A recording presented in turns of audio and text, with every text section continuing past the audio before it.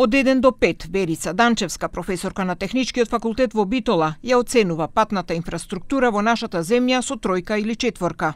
Треба многу да се работи на овие инфраструктурни проекти. Оние кои што се во државна сопственост, јавното претпријатие за државни патишта треба посебно да обрне внимание и да може да ги, да ги среди делниците автопатишта и магистрални патишта, додека оние кои што се од локално ниво, треба општините и локалните самоуправи секоја во своите можности да изградуваат нови и да ги одржуваат постојните, затоа што тие два процеси се едно со друго поврзани.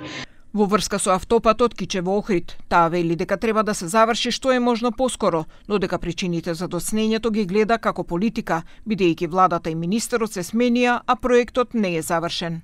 Многу важен е и за нашава држава посебно, а и за тие кои што ќе имаат транзит низ нашава држава, да биде нафтопатско решение и да се заврши конечно, затоа што во правоста има голем број сообраќајни незгоди со катастрофални последици.